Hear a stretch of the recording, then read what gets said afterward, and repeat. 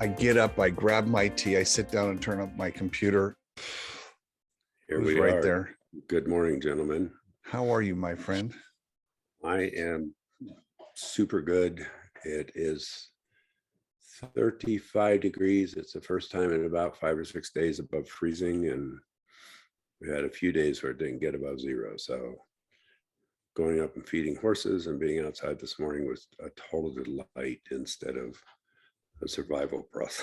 Well, he's Dewey Freeman in the cold. I'm Mark Sylvester at 66 degrees here in In the Santa warm on the Barbara. ocean. And we're the Elder Council. Good And morning. I won't tell anybody that I'm really jealous or anything like that. No, you shouldn't. You made a choice and you love your choice and you're living with your choice. And it's fantastic there.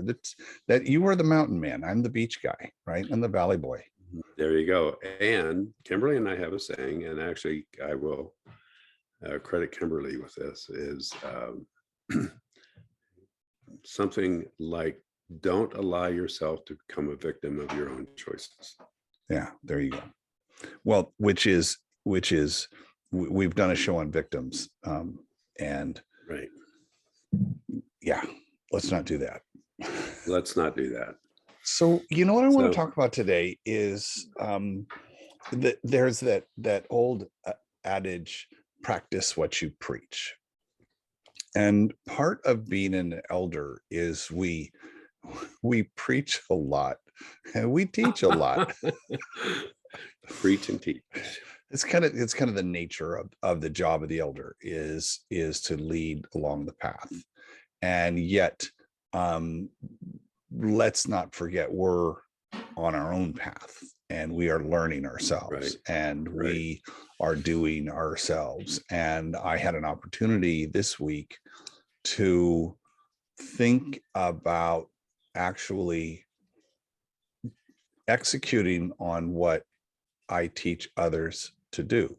And there was a perfect opportunity for me to actually, okay, I'm going to, we say, do this thing, and we teach how to do this thing. And then you all leave, the students all leave. And so I found myself in a situation where, I need that thing. And so I took a lesson, and because I'm not in a workshop by myself, but I allotted the time and I sat down and I did the work.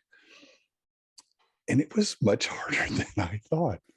And it gave me an appreciation for the teacher-student dynamic that I don't ever want to forget. Right on. So what was the difference? What's the difference between teacher and student? And I would love to speak to that, because it was 2 weekends ago that I was in Santa Barbara with you and Kimberly.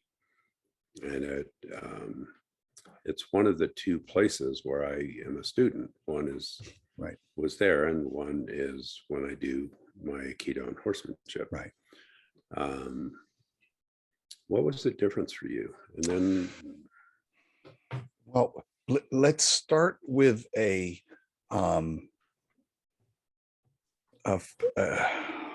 observation I made about teachers and students 35 years ago. So I was as you know, I had a computer animation company, software company, and I was in charge of the customer support because I was the guy who had a hospitality background, and I was the one who loved customers more than anything else. And so it was very logical for me to gravitate towards that part of the business. And computer animation is hard. So if you would come out. Cannot even imagine. It's challenging. It's, to this day, it's still hard. It hasn't gotten any easier. In fact, it's got harder. But people would fly to Santa Barbara from all over the world. Not a hard ask to say, and you get a week of training with your purchase. Okay, well, where do I sign? And they come here and get trained. And so I went through a lot of teachers, but I had one, Sandy, who was with me the longest, and Sony scooped her up, put her in charge of their training program. She was spectacular. But it was observing her that I saw that the teacher-student relationship is both sides of the same coin or either side of the same coin. Mhm. So a teacher, flip the coin, is now a student. Flip the coin is now a teacher. Flip the coin is now. So if you're a great student, chances are you'll be a great teacher. If Mm, you're a crappy student, chances are you'll be a crappy teacher. that If is you're true. not a student at all, like it's like, nah, I'm not into learning. Right. And there's a lot of, we've met those people. For me, I'm like such a polar opposite. I was like, how can you not want to learn, young Padawan? How do you go through life that, how do you get that? Well, that person's not going to be a good teacher. And I think that teaching skills are important in work if you want to advance and being a parent and being in a relationship, but student skills are also, so it's that role reversal. Mhm. So that's what has come to me. So whenever I'm teaching, I'm thinking about how is that thing being received. And when I'm on the student side and I'm receiving, I'm thinking, God, how are they teaching this? Like, Right. is that the most efficient way, or am I getting everything? So there you go. It's a big topic for me. What's interesting to me in what you're saying is that the concept of being a good student leading to being a good teacher, I don't think many people think about. Hmm. Um, I mean, I'm and the focusing on the odd peripherals. well, Again. again, and the term that I use is, as a student, my goal is to be an honest student. What does that mean? If you are trying to teach something, or Kimberly, for instance, if I am sitting there going, yeah, but, well, yeah, but, or Mm, even if I'm not doing it out loud, if I'm doing it inside and I'm going, well, yeah, but, or I'm having a response other than curiosity and other than what can I really learn here? That's not really being honest. right. Now, at the end of the day, so I will refer back to my time in Santa Barbara. We were there 3 days. It was unbelievably wonderful.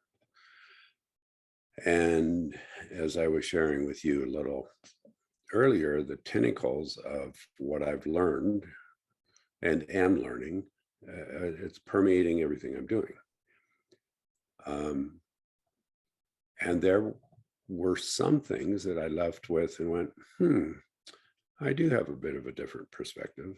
Mhm.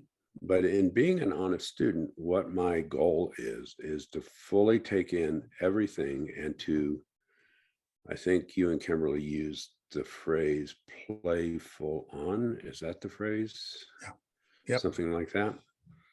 And my job, my role is to play fully in Yeah. 100%. Whether or not I agree with it or disagree with it, or can I might go, oh well, my thing would be that's not being honest. My job as an honest student is to fully take in what's being offered and let that sink into me and let that basically marinate. Where as a chef, you probably do Understood. that of a lot. Put a little dry rub on that. Yeah, a little dry rub. And to let all of that sink in and integrate into my system before I go, oh, well, what about? Well, what about? Well, what about? Um, and what happens for me when that happens, when I allow myself to fully be an honest student, is everything gets to come in and marinate. And now I think has it been 2 weeks? Yes, it is. It's still marinating. it's still like, oh, that one little tidbit. Mm, mm, But mm, if I'm mm, mm, sitting there mm. going, when somebody is presenting, if I'm almost having an internal conversation of, well, yeah, Mark, but, or yeah, Kimberly, but, or, yeah, Alan, but, um, I'm not taking it in. I'm not being honest. Let me add a different language to you. Yes, I 100% agree with that. And two visuals came up. One is you're not being present. Exactly. The committee's in business right now, right? And your committee of two, you and you, Hmm. are having a Hmm. little discussion. Meanwhile, I says, oh, the teacher's talking. Yeah, don't pay attention to her. We're talking, right? So that's happening, right? Right. And so you're not being you're being present with your this, Maybe, but right? yes. And I also I was thinking information incoming, shields up. Yes. Shields are up. We need to protect ourselves from this information. And so what happens is while you're having your committee meeting in your head, information just bouncing off you. And so you're Right. not getting key bits. And when you finally go, hey, let's go just check on what she's saying, shields down. She's three sentences down. You missed a key interlocutor. You missed a key Hmm. transition Hmm. statement. Now you're like, oh, we got to catch up. Oh, let's go back to the tape. Oh, there's no tape. It's to Hmm. that point. And I think also what happens in the marinating and the reflecting back on any lesson, you're like, oh, okay, and if you're again, I believe if you're truly immersed, it takes that class really should be 5 days long, but people can't take 5 days out of their life because the things start firing. The aha moments are about 37 hours in. You're like, Right. oh, because you've freely immersed yourself, and now you're really letting all that stuff take over.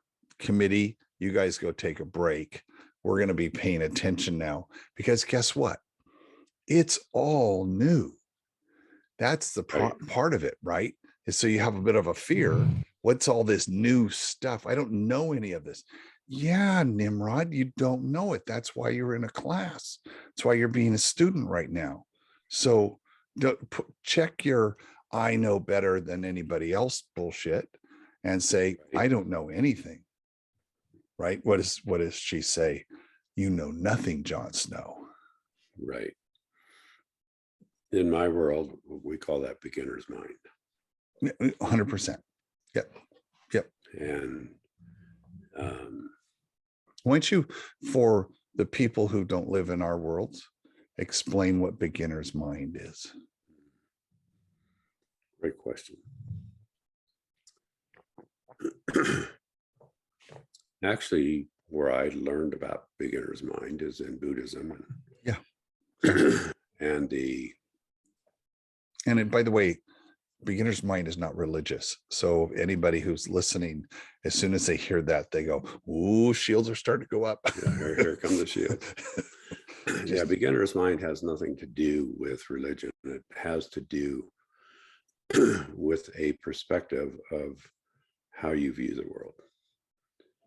And beginner's mind is actually the process of creating an opening emotionally, intellectually, energetically, to learn as if you're a beginner in any kind of a process. The reason for that is what happens is that when we have an experience, and both you and I have literally decades of experience doing whatever we've been doing, and when information comes in, we have a choice of having that information come in and go through all of our filters.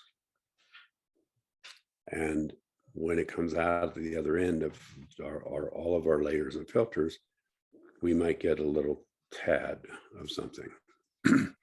That's the opposite of beginner's mind. beginner's mind is allowing information to come in the most pure way that at any given moment you can allow that. And it's literally having it come in and not go through your filters and go, oh, this person said that, this person demonstrated that.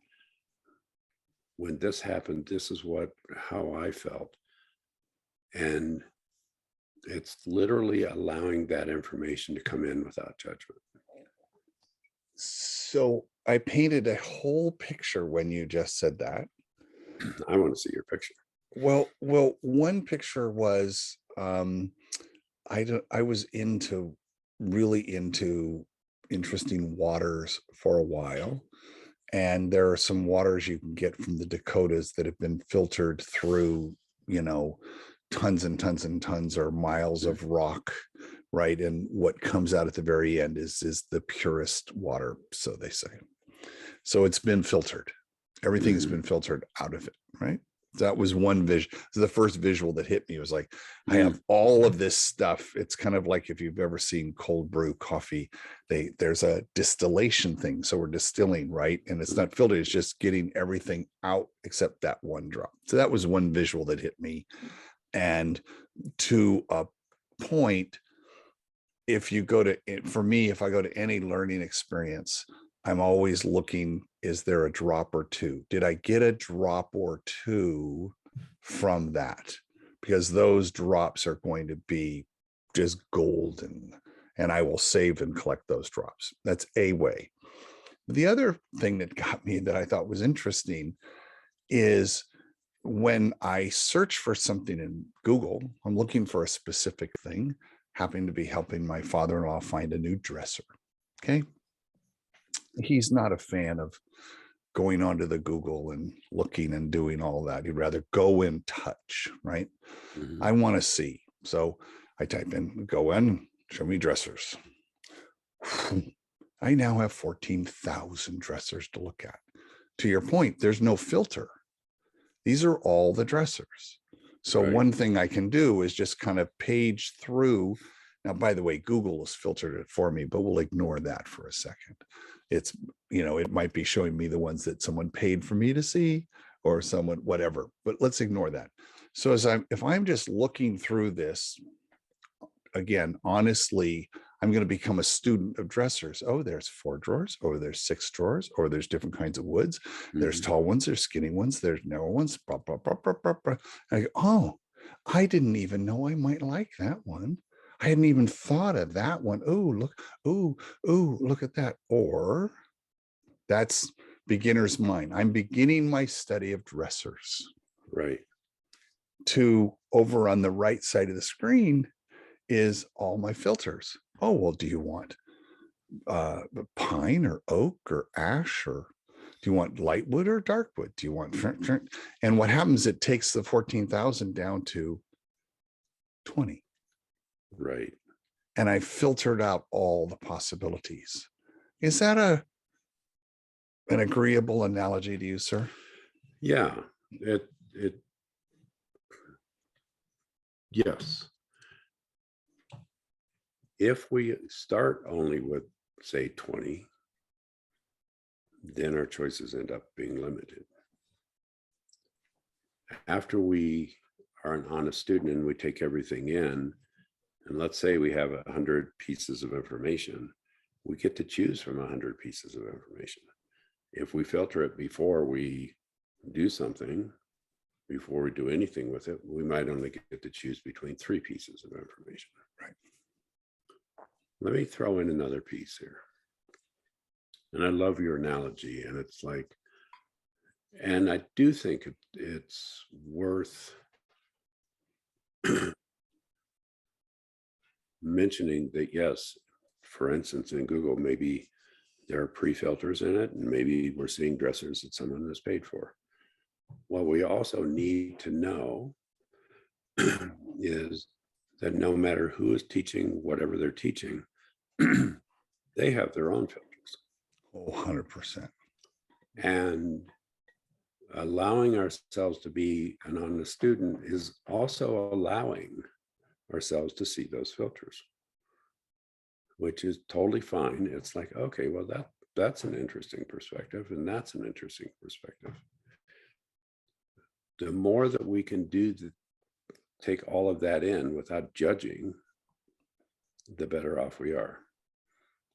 Here's the other thing that I want to throw in here. We're going to get a little scientific here. Excellent. You are actually legally qualified to be scientific. That'd be true, at least in some areas. We have a system of nerves that look like branches of a tree called dendrites in our brain. Every time we learn something new, we increase the number of dendrites that are literally forming and growing in our brain. What? Yes. Is that age independent? Completely age independent. No Completely. kidding. Completely. Okay. Breaking news. Breaking news. We can be 3 or we can be 68 or 71, and dendrites will grow in our brain. Wow. Here's what's really cool about that is when we take in information, even like our discussion this morning, over the next 24 to 36 hours, our brains will grow dendrites based on what is happening right now. Wow. Let me give an example of this. Many of us we were, I don't know, maybe 6, 7, or we have children or grandchildren that are 6 or 7, trying to learn, trying to learn how to ride a bicycle without training wheels. And, maybe this little person has been out, we're like running along with them and catching them.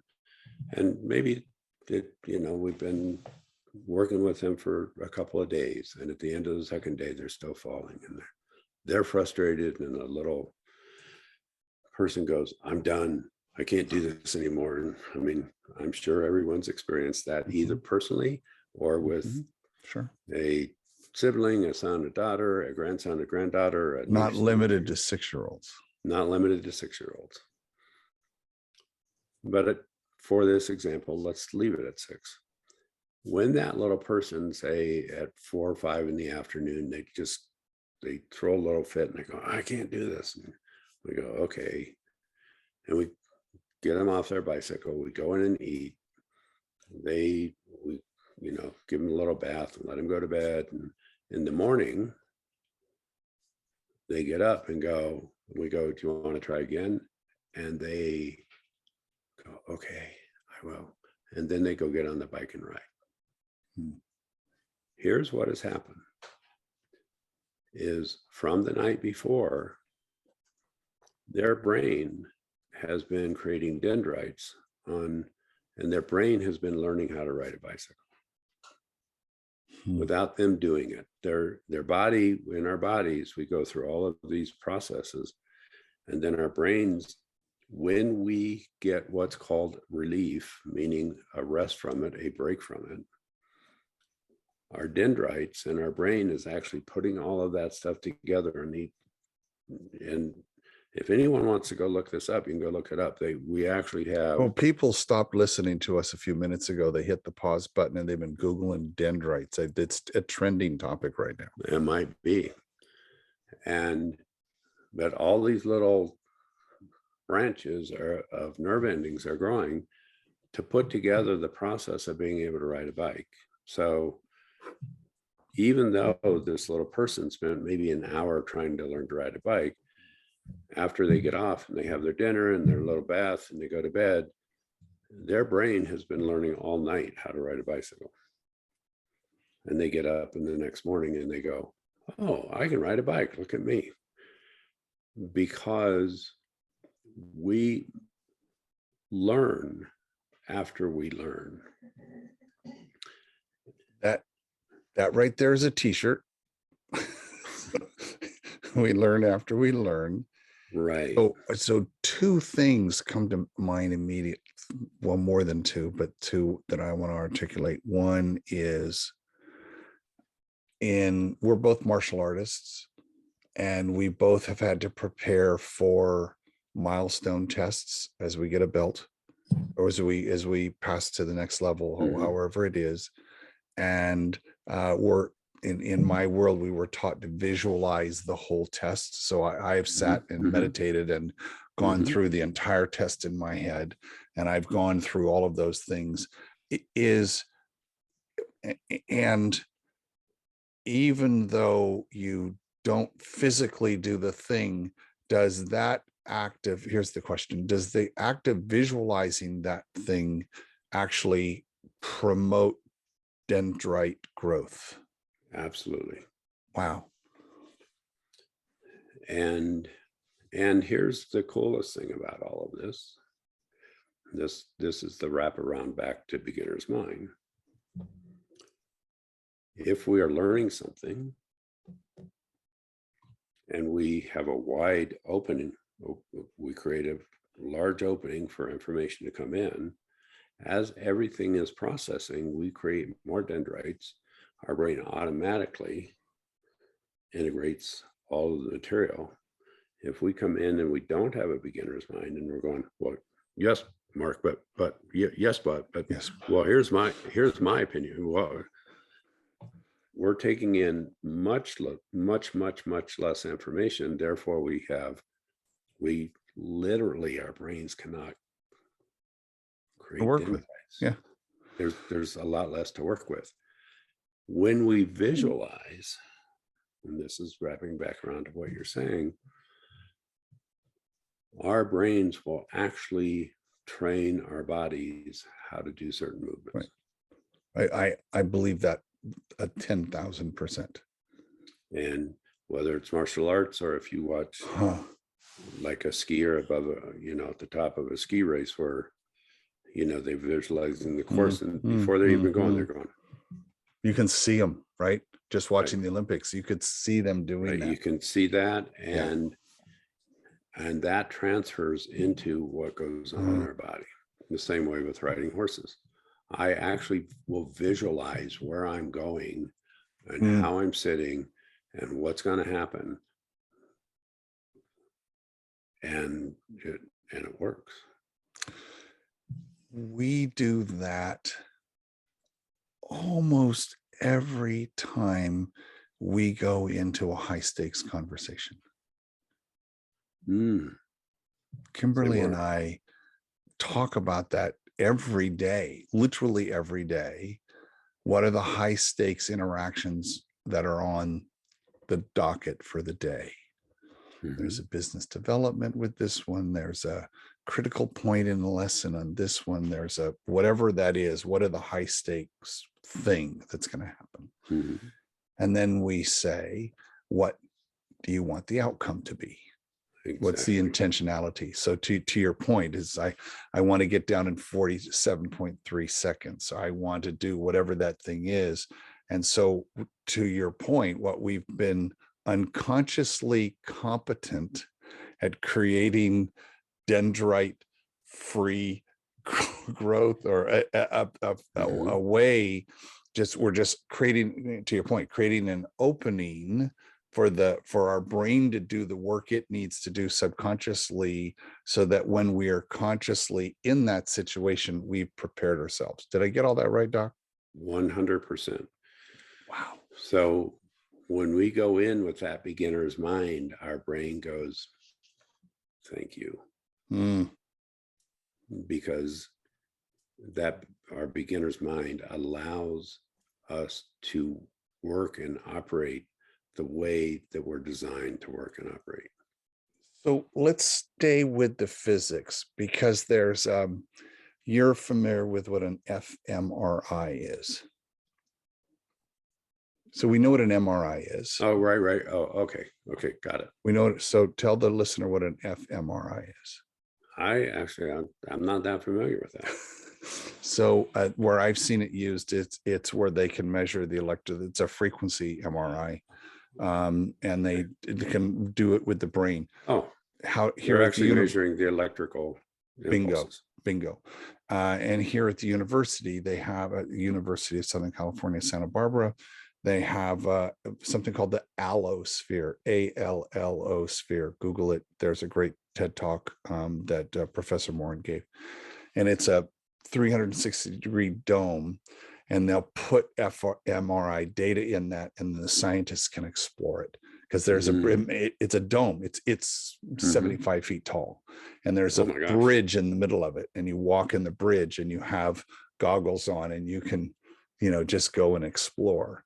So, do dendrites show up in that visualization?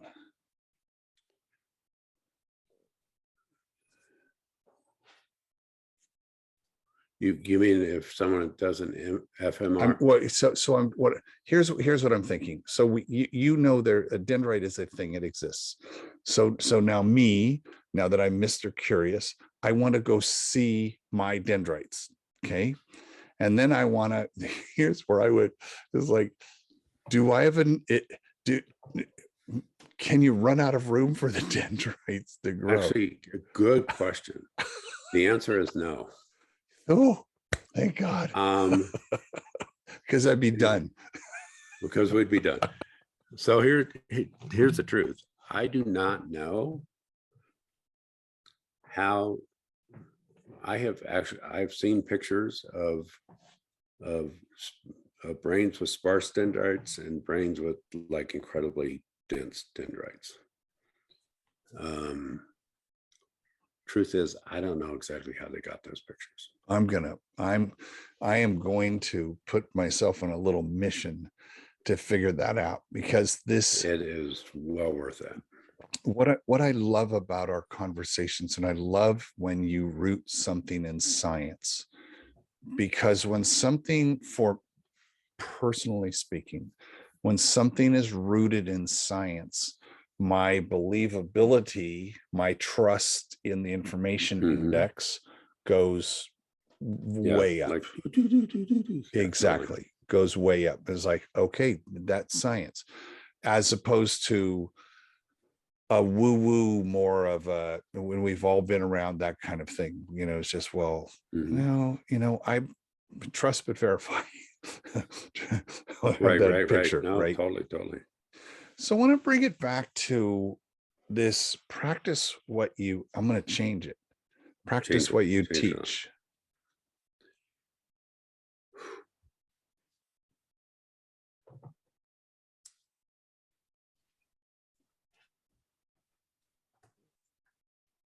This is the first thing that crossed my mind. If I teach authenticity, if I'm talking to someone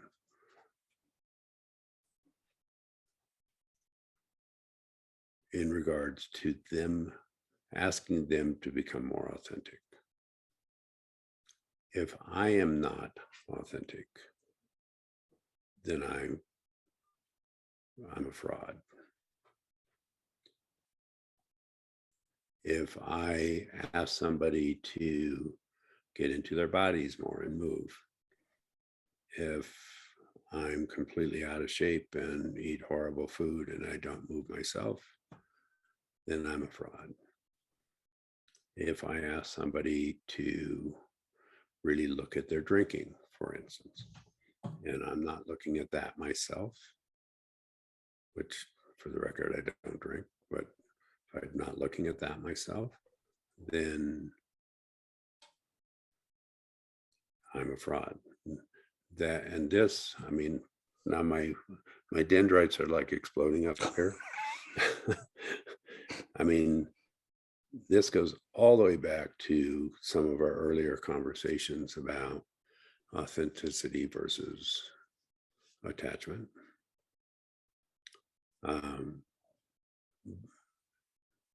People will learn from us.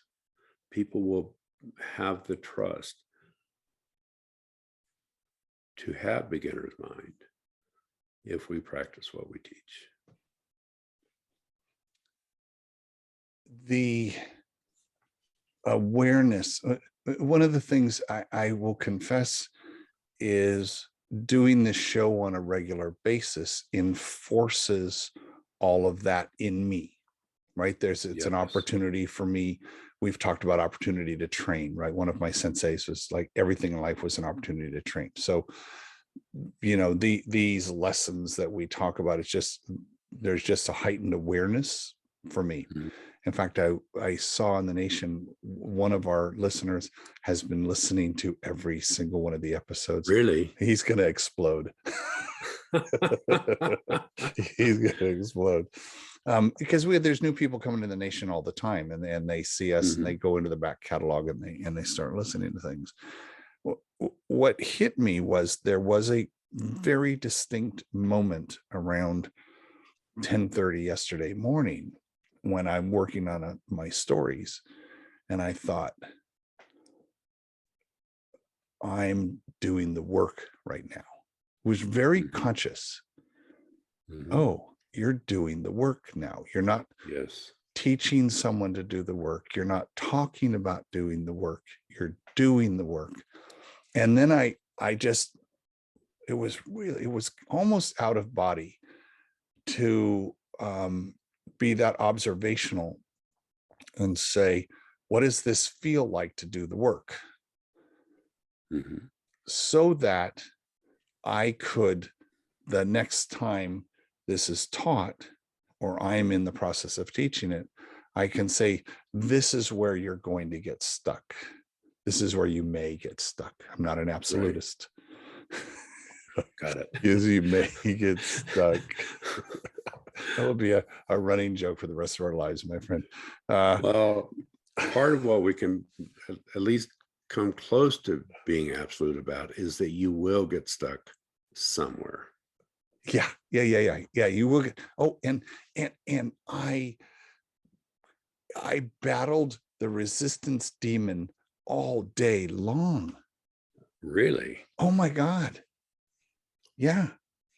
Because resistance shows up in a lot of different ways, in distraction, in the watch, in a fucking bird flies by. Oh, is there enough bird food? Oh, I better go check the bird food. I said, no, you made a choice to sit down today, and today was the day you're going to work in your story journal, and you're going to do the work of laying all that out. That was a choice I made. No one told me to do that. It was me made that decision. And I thought it was fascinating that when you actually sit down to do the work, all the shit that you teach other people happens to you. And I honestly believe this goes back to the teacher-student dynamic.